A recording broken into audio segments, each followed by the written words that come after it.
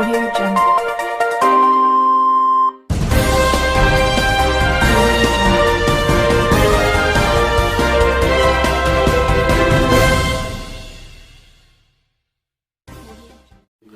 सम्मानित मुल्क के मालिकों, मैं बौद्ध भिक्षु सुमित रतन।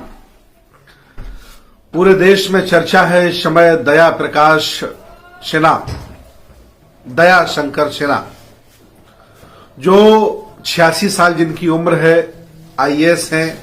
उत्तर प्रदेश के कासगंज जिले में उनका जन्म हुआ है। वर्तमान में वो नोएडा सेक्टर 16 में रहते हैं। उनकी रुचि लेखन की है, इतिहासकार की रुचि है। उन्होंने कई नाटक लिखे हैं और अभी हाल ही में एक मूर्ख पत्रकार ने एक मूर्ख नाटककार का इंटरव्यू लिया और इस इंटरव्यू में उन्होंने कहा कि औरंगजेब जैसा था सम्राट अशोक। मुसलमानों की आड़ में श्रमण परंपरा के राजा महाराजाओं को, सम्राटों को अपमानित करने का ये क्रम ये बहुत पहले से संघी परंपरा के लोग कर रहे हैं। अपने धर्म के लिए, अपने मजहब के लिए, अपनी विरासत के लिए, अपनी संस्कृति के लिए अगर कोई इनसे हटकर के काम करता है तो ये उसे अपमानित करते हैं, उसकी बेइज्जती करते हैं, भारतीय संस्कृति में उसे शर्मसार करते हैं, उसके चरित्र पर लांछन लगाते हैं। इस्लामिक परंपरा के अनुसार औरंगजेब ने, किसी मौलाना से पूछिए तो बहुत अच्छा किया था।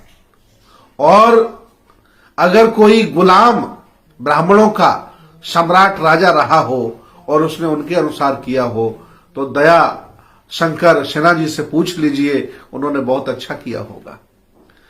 आदरणीय, आप बुजुर्ग हैं, बड़े बूढ़े हैं, अब आप मरने वाले हैं, 2-4 साल में चले जाएंगे, संसार से विदा हो जाएंगे।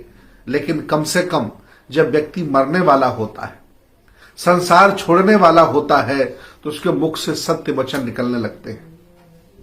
मैं चाहता हूं आदरणीय दया शंकर सिन्हा जी, आपकी 86 साल उम्र है।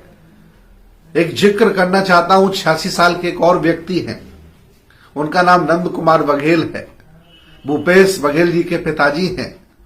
अगर वो कुछ कहते हैं तो तुमसे बर्दाश्त नहीं होता है और तुम क्या सोचते हो कि तुम हमारे सम्राटों पर, हमारी विरासत पर, हमारे राजा महाराजाओं पर आरोप लगाओगे, उनका चरित्र लांछन करोगे तो हम शांत बैठेंगे?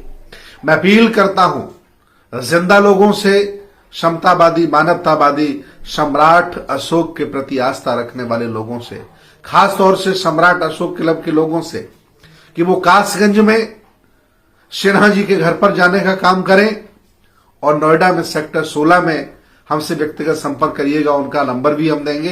हालांकि मैंने स्वयं उनके नंबर पर बात करने का प्रयास करा है, वह फोन नहीं उठा रहे हैं, कभी कभी स्विच ऑफ कर लेते हैं। उनकी हिम्मत नहीं है कि इंटरव्यू देकर के वो हमसे बात कर लें। भारतीय इतिहास कुचल दिया गया था, तोड़ दिया गया था, दफन कर दिया गया था। अंग्रेजों के उत्खनन प्रेम ने, भारतीय पुरातत्व सर्वेक्षण के प्रयासों से, सम्राट अशोक की लाट, सम्राट अशोक के शिलालेख, उनके द्वारा किए गए कार्यों का पूरे देश भारत में चारों तरफ जब चर्चाएं हुई और जगह जगह विरासत निकली, तब समझ में आया कि वाकई सम्राट अशोक का योगदान भारत के लिए कितना है। भूल गए हो आप बुद्ध की संस्कृति को, बुद्ध के दर्शन को दुनिया में दिखाने के लिए, बताने के लिए एक सम्राट अपने बेटा बेटी को श्रीलंका भेज देता है। और श्रीलंका के लोग कहते हैं कि अगर संघमित्रा और महेंद्र श्रीलंका में न आए होते तो आज भी श्रीलंका के लोग मछली और चावल खा रहे होते, उन्हें दर्शन, संस्कृति और विकास का कोई अता पता न होता।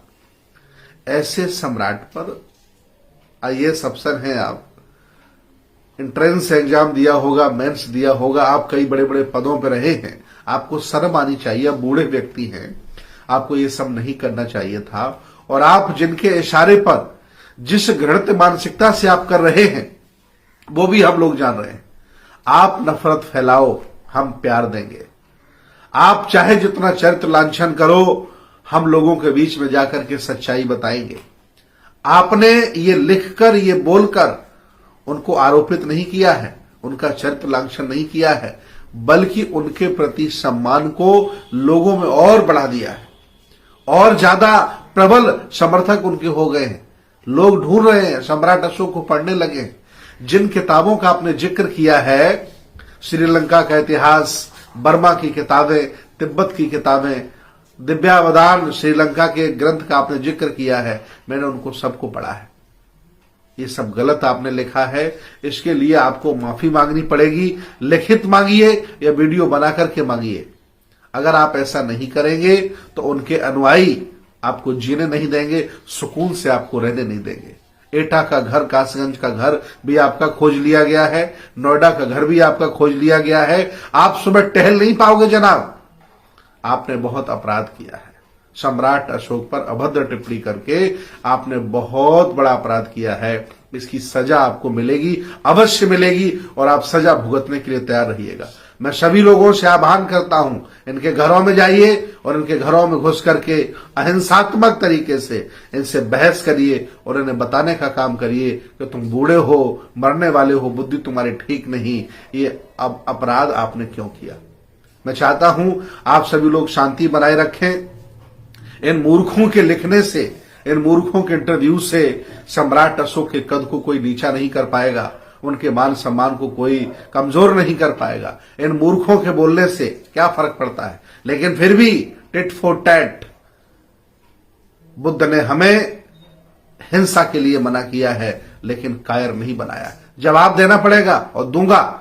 मेरी टीम पहुंच रही है, होशियार हो जाओ। सिन्हा जी, मेरे लोग आ रहे हैं, उनसे बात करिए और उन्हें बताइए कि आपने ऐसा क्यों किया। बहुत बहुत धन्यवाद, बहुत बहुत साधुवाद।